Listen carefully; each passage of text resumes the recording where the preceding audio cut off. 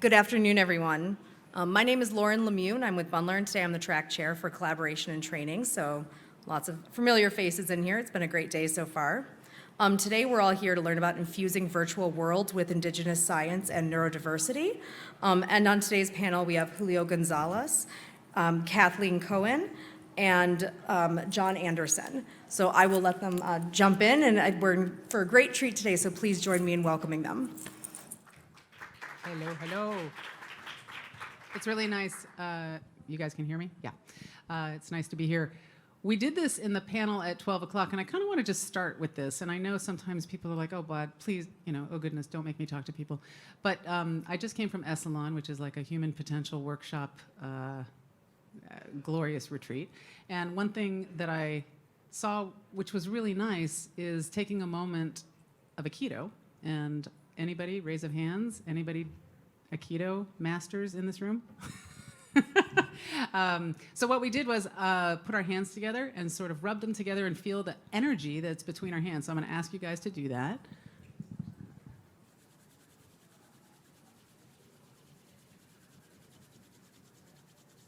And then pull your hands apart and see if you can feel the energy. Just, you can close your eyes, or you can just be present and see if you can feel the energy between your hands. And one thing I learned, which was really nice, which was this energy between your hands. If you have a rough day, if you have, negative thoughts, you can put that in this energy ball, and you can ask permission and bury that in the ground below you. Take that energy ball and put it down in the earth and kind of just, give it back to the earth, providing you ask permission, which was really kind of nice. And also, if you do or don't like the people next to you, pass that energy ball down and or share that energy ball or energy with folks around you. So it was kind of a nice way to start and just get present. So thank you.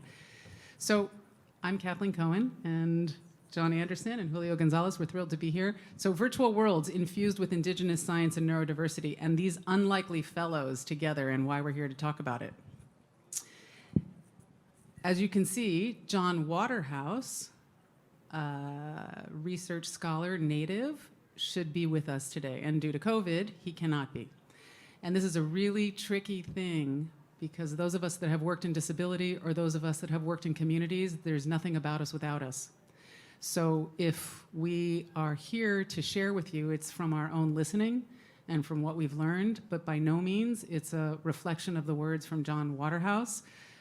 We'd like to get him on the phone if we could. We'd love to live stream him if we could. We can't. So just bear with us as we work through this, because it's all really genuine and authentic. So this is me. I was a happy classical painter turned glassblower working with Pilchuck, Dale Chihuly up in Seattle. And back before I got down the path of thinking I'd be an industrial designer doing art glass, I was asked to be an animator. And friends of mine said, come down and get on the box. And I was like, what does that mean? And they're like, you could take your glass and you can scan it and animate it and give it 10 more lives. Don't think glassblowing is the end all. So I spent the next 25 years on the right side of this curve in the industry. So glassblower one day, working on the Medal of Honor team at DreamWorks Interactive the next day. So you could imagine a big gap that I was trying to fill and trying to understand this new world. So I was world building and gaming back from 1996. So this whole right side is my collaboration, my company, which is a consultancy called the Collaboratorium. Never name a company you can't pronounce. And it does XR research, and we do XR strategy and production, and give public talks every year around XR research. So I focus on digital twins and basically an experience designer. I'm proud to be an advisory board member for HoloRide, which is a passenger entertainment company. It is and has spun out from Audi Innovation in Munich. And my colleague, Chris Balacy, raise your hand if you find him. Try and get a demo. Anyway, we use the HTC Flow, as well as working with game developers to create content in the backseat of your car.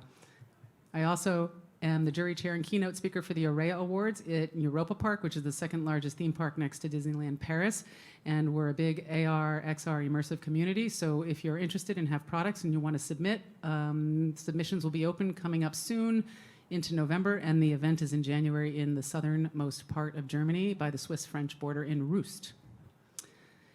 But the good thing here is this is how I met these wonderful gentlemen, which was during COVID. I was an artist, immersive artist in residence for an NEA-funded residency in the state of Idaho called Searles Place. And when I went to go take the residency, COVID had hit so bad in that area that I couldn't physically go there. So I was like, well, let's actually recreate maybe the artist in residency in the metaverse, since this is what it's about. And they had never really known what an immersive artist does. So where I immediately found myself, which was I need to collaborate with local folks on the ground. And I was connected to John Anderson and to Julio, and this is some beautiful work that we did together. John and Julio will introduce themselves right after this, but this was the segue in of how we got to know each other. So Searles Place is in Boise, Idaho, and I thought, well, I'll need to show up as an avatar if I'm going to be an immersive artist in residence.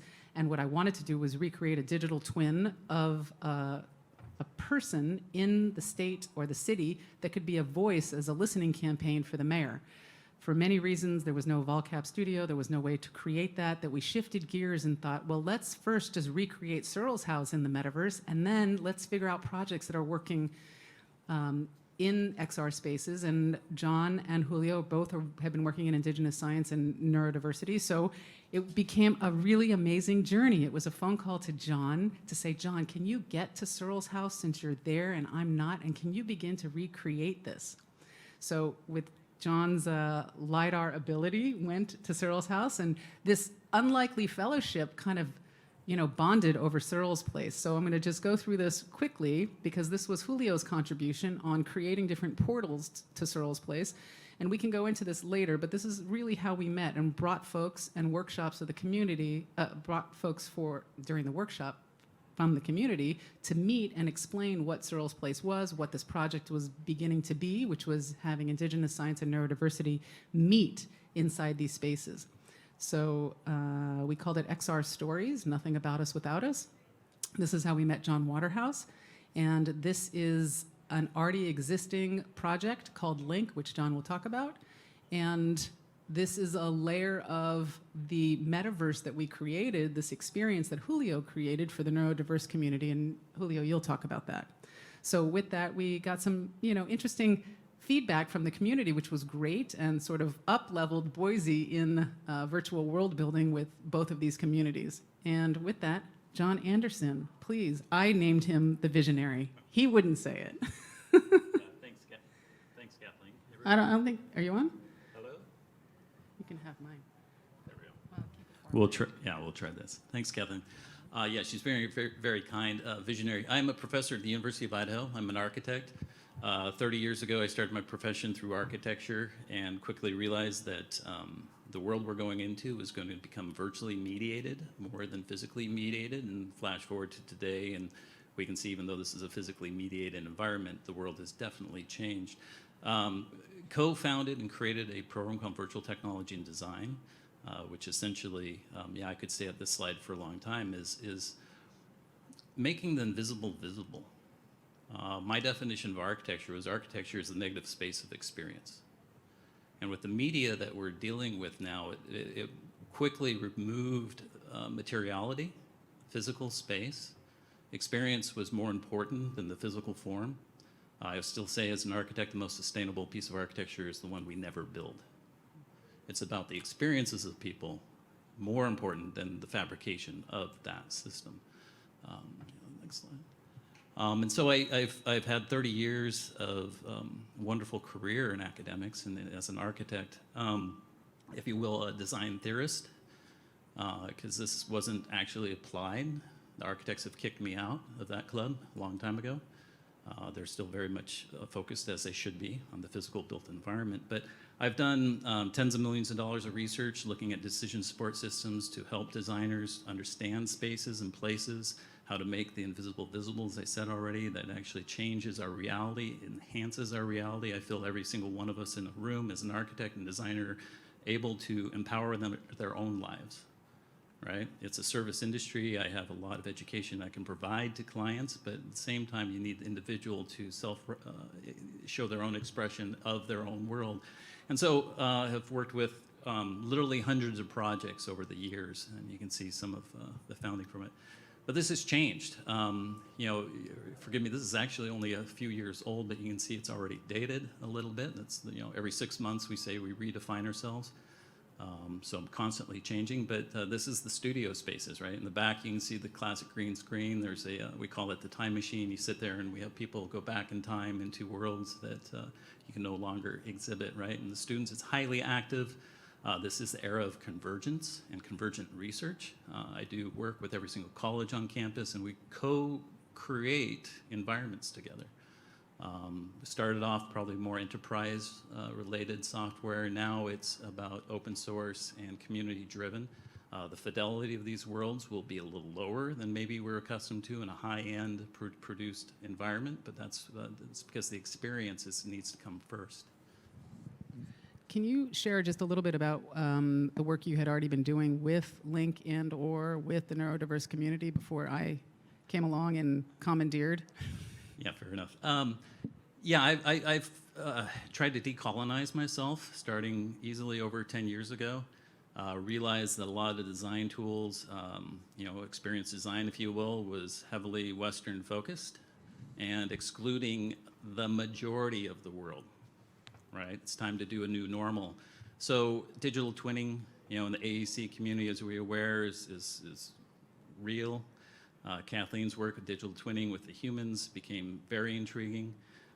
By this time, I've already started to make the leap into neurodivergent design and the living Indigenous Network of Knowledge, where we started to create these other experiences first, or having individuals create their own stories from their own experiences is important. I'm just a facilitator.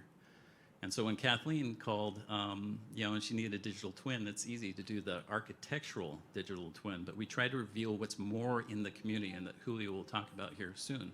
How can we digitally twin a community of people focused on neurodiversity or Indigenous science? And that's a different design project. Yeah. Well, no, this is you. This is all you. I mean, we can talk about it all day, but this is you. That we're in a creative renaissance. That's what we are right now. Absolutely. So storytellers, it's time. Everyone's got a story to tell. To me, it's the suspension of disbelief that we can readily walk into. Oftentimes change worlds from a different perspective that we might not have woke up in the morning thinking of in terms of it.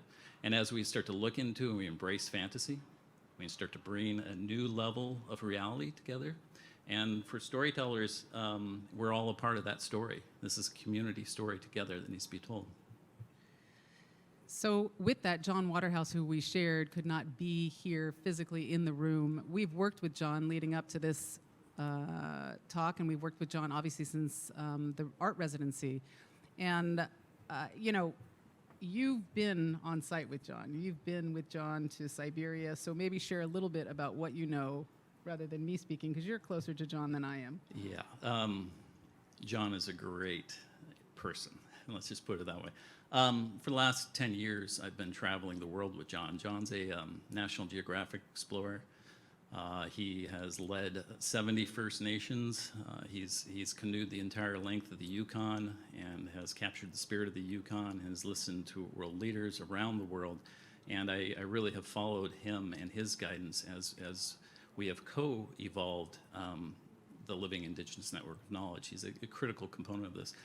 We've done a lot of work in Siberia, Yakuts in particular. We've done presentations, essentially starting to reveal, first off, whether or not this technology, this Western technology, has any use, any utility at all within Indigenous people. And I will jump into a story real quick because of this photograph of these young girls from Yakutia. I gave a presentation to something like, it was 120 elders representing 18 different communities in Siberia. And I had my VR helmet and everything there, and I had created a salmon simulator, so you could actually see ecological science through the lens of a salmon, which is intriguing, because as humans, you only see it through the human lens, but when you suddenly see it through another lens, you realize why the water quality is so important.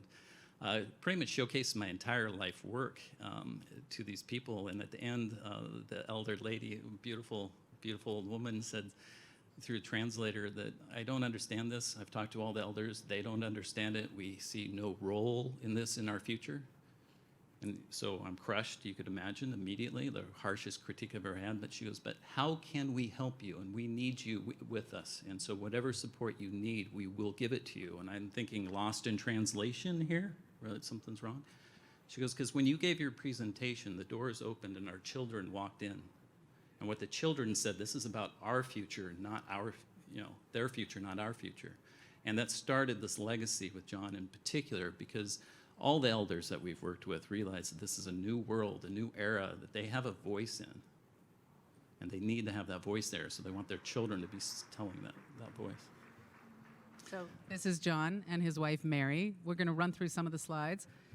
And this is the National Geographic Research, the Nat Geo research team. That's John in the burgundy, bottom left, right? And Julio.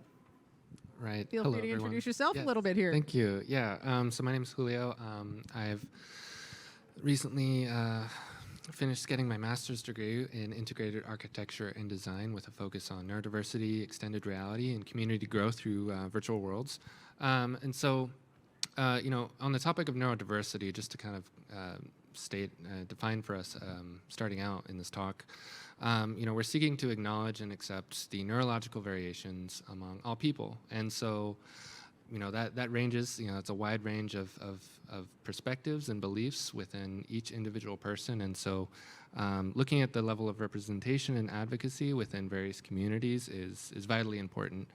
So I've been working with the Autism Mixed Reality Institute out of Boise, Idaho, as a project developer, looking at conceptualizing some of these projects that can really drive community growth forward, and looking at frameworks for how to do so. And so, I'll just kind of continue through my bit just to kind of keep with time.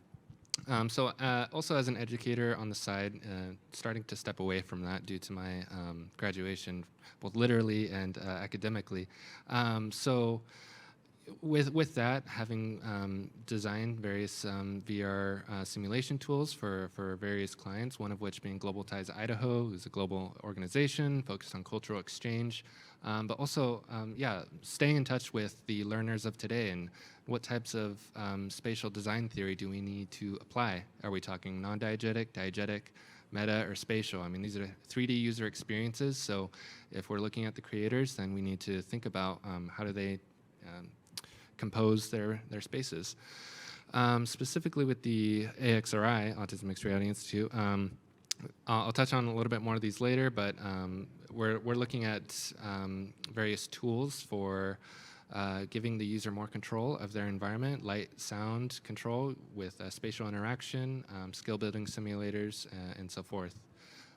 This as a leading young leader at the institute, this is the son of one of the founders. He himself has found his own strategy for overcoming various anxieties in his life using VR. And so over the course of time, he's been able to really think about creating positive experiences for himself from the virtual world to the physical world and back and forth. So we'll keep it at that for now. So in just taking a pause, this sort of overview made me think, what are the principles of the Indigenous community and what are the principles of the neurodiverse community? And what do we need to learn?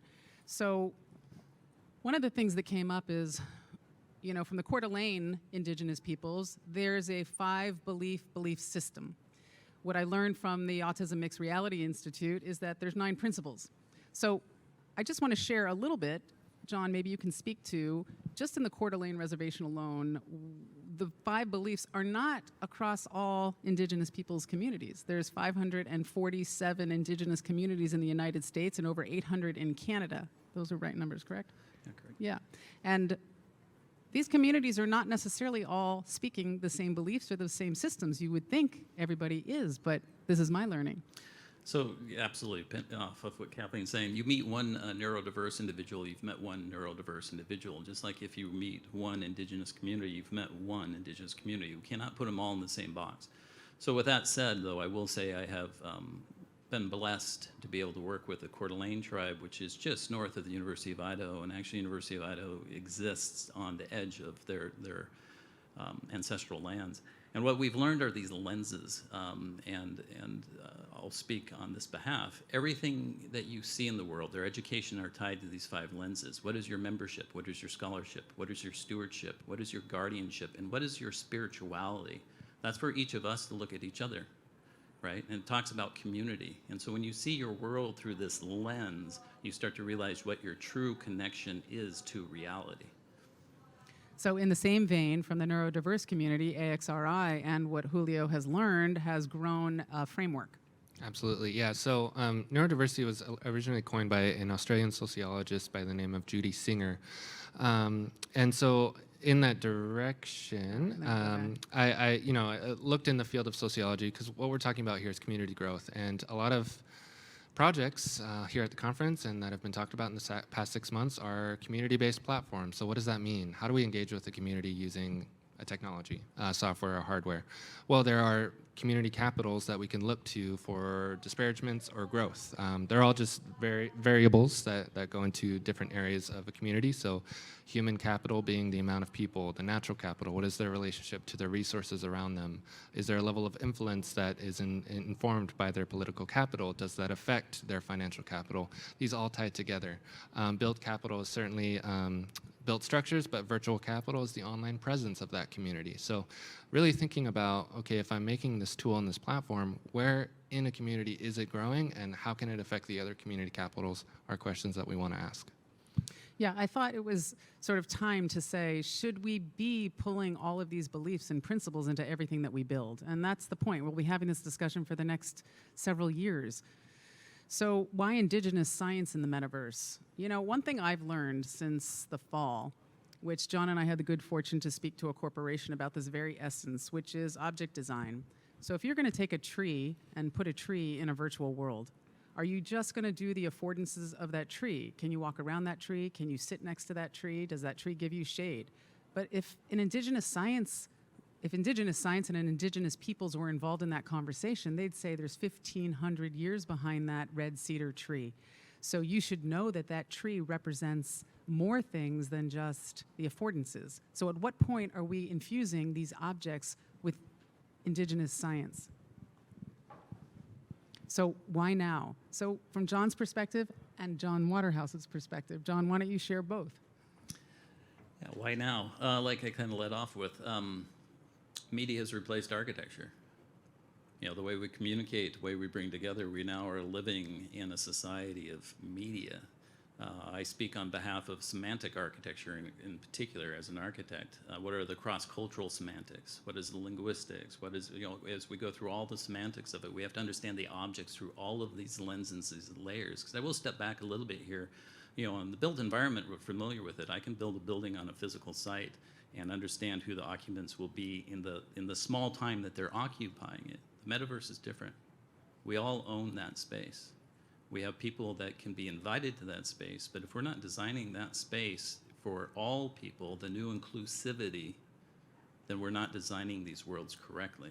We can actually do a lot of harm in XR to lots of communities if we don't decolonize our thinking and we don't understand how media makes impacts in society way larger than the architecture that we've built around that.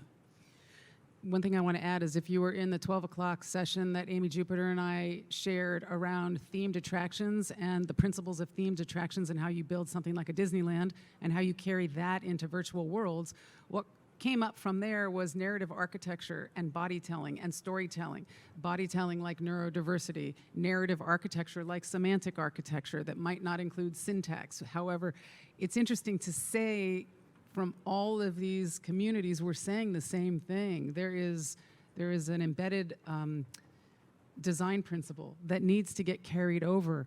So from John Waterhouse's point of view, and we have a little blip from him that will show, it's time. There's years and years of Western science, 250 years of Western science, thousands and thousands of years of indigenous science. There should be harmony between the two. So maybe you can speak to a little bit of North Siberia or Toshiba in Galen, Alaska, or the South Sudan. Yeah, there's a lot to be said. There'll be another session on that unto itself. But yeah, as we work, and John Waterhouse really has the network, the global network, each of these communities are different. Each of these have a different story to tell. There's sovereign data, there's sovereignty that needs to be protected as well, as this is open. But also, how do you tell that story out further? So we do work with the Polynesian Sailing Society and starting to look at theirs, and that's the XR to reach 100 million people. That's currently, the thought was 10,000 people. This is how to navigate the Pacific by the stars, the wind patterns, and the wave patterns. This is knowledge that has been passed down for thousands and thousands of years, and we're actually creating XR environments to educate and explain that.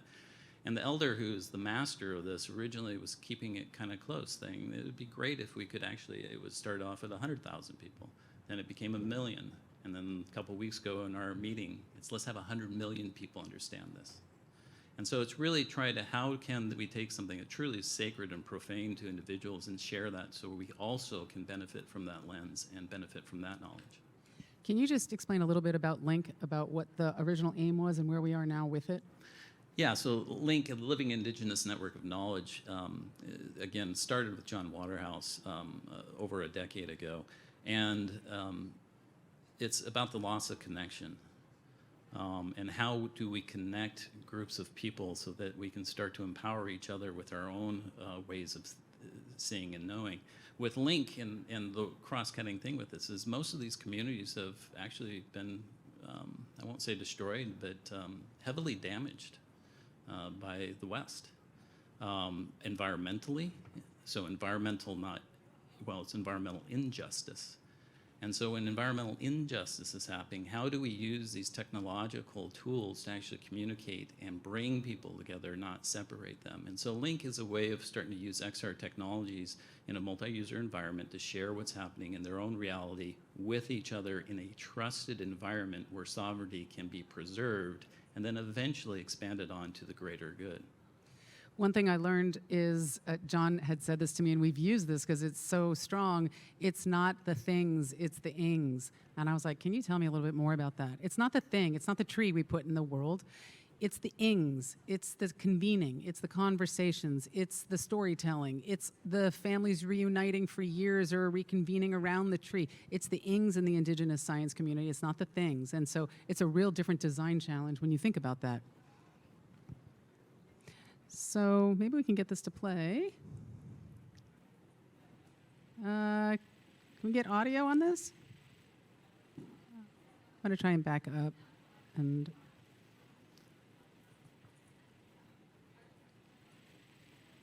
I would love to narrate this, but I'm definitely not narrating John Waterhouse. So we'll see as we work on this. So this is actually inside of the XR space of LINK. This is John's room, if you will. And we create private spaces for each individual. You'll see a campfire there with his feather. With his community and his tribe, you pass the feather and there's a circle around that fire, and we talk about environmental problems. We share images. We share photogrammetry, scannings of the world that the students and elders are bringing together and trying to bring Western science with Indigenous science in a similar location. Do we have audio? Yeah, I don't know if we're going to get audio on this, but we'll move on. But this is John confirming what he knows just intuitively in the same vein. So he has legs. He really does. He does, yeah. Yeah, this is before the what happens, Ready spatial. Player Me update for spatial, for those that are curious. The contemporary there we go. technologies. Oh, yeah, I think we heard that. We heard him. Let's see. Let's play. So we have two different ways of looking at the world here, and one is basically contemporary science and engineering and technology. And then over on my side of the house is the indigenous view of the world, which is indigenous science and indigenous knowledge. And so for too many years, these two have been in silos. These two different knowledge groups have been in silos, and they haven't talked to each other. And the one thing that has really screamed really loud in my head for the last 20 years, working on like in both worlds, is that our way to the future could be so much stronger and so much more full of knowledge if we get these two together. We combine the two, you know, the indigenous science and the contemporary science, the indigenous knowledge within the contemporary technologies. We wish John was here to weigh in. We can't call him. We tried. I do want to jump in on this a little bit on the XR sides of this communication, and this is probably a good one to segue into these slides here for sure. Besides the Coeur d'Alene, which are a very contemporary indigenous tribe who have taken in their own environmental stewardship and leadership, it's very similar to all the other indigenous communities of the world. However, they're very remote. The ability to even have a conversation with them, it would be impossible for AWE. I wish I could, we have more of a conversation in the XR world with these communities than we would have here in the middle of Silicon Valley right now at AWE, right? From my own little office, I am connected internationally using these tools, telling stories and hearing from them. So it is something that hopefully in 5 years from now, we'll actually have representations from these people. This Chief Augustine down in Peru has more knowledge about the Amazon rainforest than you would have any idea. And not just that, but just contemporary science. The voice is not heard from. Petroglyphs that go back thousands and if not 10,000s of years. This is storytelling. These are the master storytellers. I say I'm a storyteller. No, I'm just an aspiring storyteller. The storytellers have been in existence since humankind, right? And you can decode this, and John could decode this a little bit of what you're seeing here in the technologies that are involved. That is being silenced. We're not hearing how that is translated into the worlds. What are these? Like I said, the Polynesian Sailing Society, how do you travel across those vast distances and know intimately what the relationship, what are the stories that the stars are telling us, what are the stories the animals and the fish are telling us, and if you can listen to those stories, you can navigate the Pacific with a high level of accuracy, and they're doing it now. Obviously, Aboriginal tribes, go back 80,000 years of history. They can walk and navigate across Australia with a song. This is a shaman in Yakutsk or in Siberia where we've worked who recites what's called the Olenko. It's 50,000 lines. It has to be memorized. It cannot be read. That has their whole history of their people in the Olenko, right? And that knowledge of the landscape, when we talk to him about environmental shifts and changes, he'll talk about the blade of grass and relate that to the cosmos and show how they're not one and the same. This is stuff that science is still to understand. And this is South Sudan, who John just came back this last year, actually, even with COVID. And in South Sudan, John would point out, look at the smiles. I mean, there's death and civil war, and you have people who are happy, actually, not with their situation, don't get me wrong on this one, but actually understand life at a different level because of the community that's created around that. So Julio, Absolutely. why Yes. neurodiversity in the metaverse? Absolutely, thank you. So, we've talked about how Indigenous science can certainly, inform storytelling and get us familiar with how we understand each other and our relationship to our environment. But within, I guess, the lens, another angle to think about within the lens of neurodiversity, specifically with integrated into the XR industry, is providing opportunity for communication, for private equity. I mean, giving someone that agency for independence in whatever shape or way or form that might be, whether it is an assistive technology or whether that's providing the social infrastructure needed to provide a opportunity. And so, there's a lot to think about there, but essentially it means, solving for all, understanding that, having that perspective that, we all come from different cognitive backgrounds, and so we just need to be willing to be in that place of listening and inclusion to provide opportunities. Wait, before you touch go on, anything? John, Yeah. you had mentioned, the graduation ceremony this year that just had happened. Yeah, so for all of you, just remind you of this one. Do a search if you're not familiar with Rollins College. Elizabeth Bonker. She is a nonverbal autistic valedictorian who gave one of the most amazing speeches using touch to speech. These are voices, millions of nonverbal individuals who cognitively, up until quite literally a few years ago, had no avenue to communicate. These are silenced voices that need to be heard. So again, Elizabeth Bonger, I cannot say enough. Do a search on that and read what she has to tell you, and that will give you some insights. It's really great. Yeah, so I guess on that note, assistive technologies have their use there. We talk about closed captioning. We're going to touch on a little bit more. That's Judy Singer, a picture of her. Getting into a little bit more of how this is current in today's world. Florio, a company you might have heard of, is certainly leading a lot of the research when it comes to their format for engaging with the community in generating a learning platform using a mobile VR technology. So they have the headset, or it's on a smartphone. They put it in a headset, and it's in conjunction with specialists in education and in sociology and psychology. And so, on that note, they're really looking at how visual learning with individuals with autism does show promising results for knowledge retention.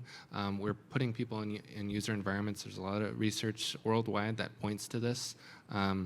So it's really just to kind of consider that, is this the answer for all? Well, it is definitely for some that are comfortable and ready and willing to learn in VR. Specifically in Idaho, looking at the community, it's really, I guess, important to think about some of the co-collaborations that enable different types of community growth. So one of which is, up until 2019, the state of Idaho actually didn't cover behavioral development treatment solutions for developing strategy, whether it be young adults or kids or even adults. It wasn't covered by insurance until 2019, which I think is a long time coming, don't get me wrong. But even now, we're starting to not pick up the pieces, but just make those building blocks for what that looks like. So part of what those building blocks are going to be is through the Institute.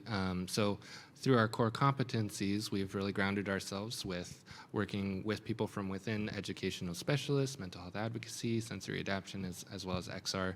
And what that looks like specifically is I've branched it out into 3 models, which is the XR accessibility, which is getting the equipment to the community, exposing them to whatever simulations or tools are available for creation, for communication, for storytelling, or just having fun because it's fun. A lot of people have fun in VR. They should be willing to do that if they want. So through our partners, part of that is made available through autism nights at the local arcade or other means. The other lens is collaboration. So thinking about your outreach. If you're a company that's wanting to make a community-based platform or engage with the community, you have to think about who's already in this space and who can you collaborate with, because if it is common purpose, they'll be willing to work with you. And of course, the in-house software development is another piece, trying to bring in more people from within a community to work on those projects for that community. So it really goes into detail on all the different specifics. So as you explore what your engagement will look like, that'll come to light. So with Blue Cross of Idaho, we were in conversations with them to look at how giving more power or more control to a user as a plugin in a VR environment would, in turn, allow the user to be a little bit more comfortable. And this user isn't just a user, but a person, right? So surprise, when people are more comfortable in their own space or in any space, they'll not want to take off the headset, or they'll be more engaged with whatever that is, whether it's a story or something they're learning from. With some of these projects, we're exploring the idea of creating a skill building simulator within the workplace to see how this could relate.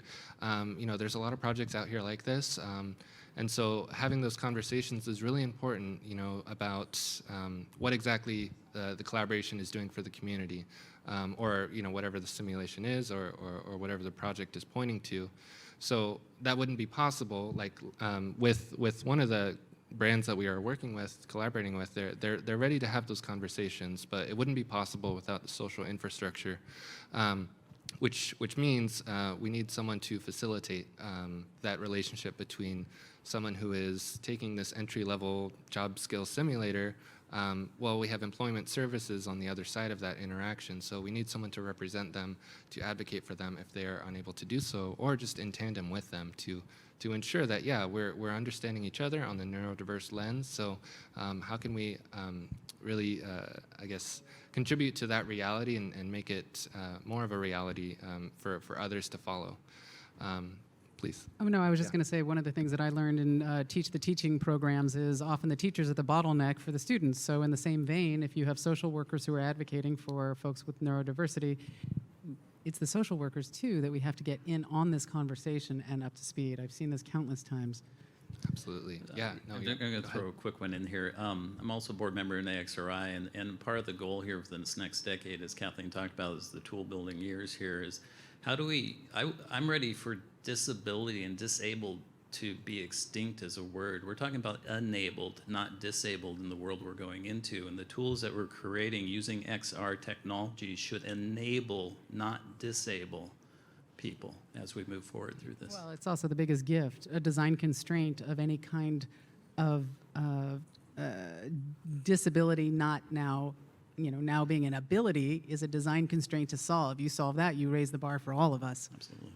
Yeah, no, absolutely. I'm glad you bring up that point because, tools are big. I mean, in a way that we use the tool, whether it be a principle framework or community capitals or following, community guidelines. I think it's a matter of thinking about what the social technology of that tool is and how are we using it to better a person. So specifically with Idaho Voc Rehab, they would be that facilitator lens or that person advocating for. I myself have a personal relationship with this because at a young age I was diagnosed with ADHD, and it did materialize as a learning disability, but it's something that I was able to, through that toolkit that they gave me, which was counseling, which was job coaching and resume building and cover letters and all of that good stuff, gave me that perspective that I needed, and that was my tool that I now use today to, it's not something I share often, but it's something that I know from my past that isn't necessarily something that affects my future. With the connections that we've had and to where we've taken it with the art residency, one of the spaces that evolved through specifically the neurodiverse community was a space that was divided into 3 subsections. We worked with various family members as well as organizations within the space in Idaho. So Artability is a organization in northern Idaho who works with people with disabilities to do art workshops in the physical world. So we took this opportunity to share that information through the virtual world, but also have those conversations about, okay, what level of access is there for this? Internet access is a big one. In not only nationwide, but in Idaho, there are parts where it's really shoddy and it's not really available, or it's very expensive. Well, so Silicon Valley. I have an Android with a Verizon. Forget it. Buy a Verizon package. I can't get on anywhere. Sure. But, Yeah. but No, you're in right, these right. 3 examples, I think that in real life, in digital, and in world is what was happening. These organizations, and maybe you can speak to Robbie, and I think we're going to have to move into Q&A in a minute, Absolutely. but Yes. maybe speak to Robbie, because that was pretty phenomenal. Absolutely. Yeah. So the son of one of our colleagues who is primarily nonverbal, for the longest time has been using his smartphone as a drawing letter making tool, so you can draw with your finger and you can send those letters, and so he's been able to communicate with his family. So then we brought him into a VR space with the help of his father, and right away he was drawing those same letters, and that language was the same carrying over. So, go ahead. Yeah. Oh, I was just going to say, but what John quickly pointed out is it was music for him. Yeah, so those letters, again, the way we see reality is not necessarily correct, right? Everyone sees their own personal reality and bring it out. So when Robbie uses text, he sings. Each one is a note. He'll also do a little text and then do little notes on the side. And then all of a sudden you see the pattern, the rhythms of how he writes it. It's actually cadence of a song. Mm-hmm. So in his brain, he's singing constantly.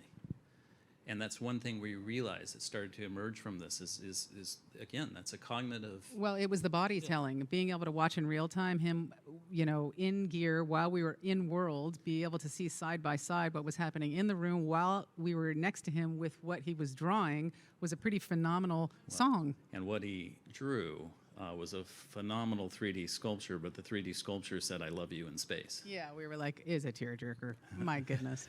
Yeah, it was great to see that happen live. So bearing that in mind, thinking about how, again, what levels of disparagements there are in a community is there access constraints? are there opportunities for growth in these different capitals? So if you're interested in more about this, look up Community Capital Framework by Cornelia Flora. She's a sociologist who knows a lot more about this. Typically, it's seen towards a geographic community, but now we're able to put it under the lens of XR and really think about what that looks like. What it looks like is a culture of inclusion. And throughout my journey and my future journey with organizations, making those connections is so important, and it's led me to some really great places. Yeah, it's been pretty awesome as a journey because you're tapping into what's not there, and that's what makes this so creative. It's like a creative opportunity for all of us to work together, and we're just in the beginning of all of this. So the call to action, right? The call to action right now for the next 5 years is we're just in the design phase. We're just trying to build the right tools to figure this out, to hear and to listen. So the net is, what do you do? If you're in the audience and you want to know, how do I tap in? First, it's enable Indigenous peoples and the neurodivergent communities. It's by finding out who is local near you and get in touch. We could have started this conversation with the land that we're on, and that has, waxed and waned because it's not preaching. This is not mine to say, but it's mine to connect. So you can speak to about hiring also. Sure. Yeah. Think about what paid advisory and consulting roles that are permanently and well paid look like within those communities that you're talking about. If it is, a specific population of cultural background in your community that you're, attempting to integrate, then really think about what that can look like financially for them. At the end of the day, it's a call to action for all of these folks and more to get to the table right now. When I jumped on the web and video games in 1994, 95, 96, there was someone in pharmaceutical sales next to me, and I was like, how did you get here? Why are you here? I thought designers and artists are supposed to be here creating this world. And he's like, it's business. It's an opportunity. We're building new worlds. And so it's the same thing, but this is really a different moment of an immersive experience that's full body telling. And so with that, I know we're late for Q&A, but I just want to thank you all, both John and Julio, on this journey together. It's been phenomenal to find the creative throughput here and begin to evangelize this in this community, in these rooms. So thank you all. And I'm not sure if you want to facilitate questions here. Yeah. We have a couple moments for questions. So if you just want to raise your hand, I'll bring a mic over. Hey, thank you guys so much for the thank you so much for the talk. You mentioned a creative renaissance. I feel that there needs to be a spiritual paradigm shift. I mean, and there's a reason why the chats about eye tracking are packing the room, and this one not so much. And I think that is a problem. Is XR? Is VR, could it build applications that leverage, indigenous technology to provide experiences that offer a new conscious platform in which maybe you don't even feel so keen to put on your headset as much as you thought you were going to? But also, if you're talking about leveraging indigenous technology and scaling it, do you run into a problem in which the monetization of that might be a platform for further colonization? Yes, yeah, great question, thank you. So I feel like a big thing here to keep in mind, when we're saying XR, extended reality, it kind of has that umbrella of, AR, MR, and VR, right? And yeah, we're in this evolution, right? We're trying to understand which hardware is engaging us in what ways, and it will depend. Context will always define that. And I don't know, it's a resource among. I think that the context is the resource for which you're engaging with, and it's always going to be situational. There's, I think, a lot of creative tools out there that are looking to do that specifically. Niantic, if you're out there, I'm looking for you. I'd love to have conversations with you about this, but with their Lightship platform, I really think that they're coming at it from an approach that can utilize that. I mean, if we're looking at their VPS, if we're looking at an indigenous community able to tap into their own environment and share that information within their own community, then I think that would be utilizing it. Yeah, I'll go off in a little bit. I think we have to look forward. Kathleen put the visionary side on it, but I'm never happy with where we're at because I'm a time traveler. The worlds I've been able to see will take societies a while to get there. And when we talk extended reality, if you will, it's a spatial Wikipedia.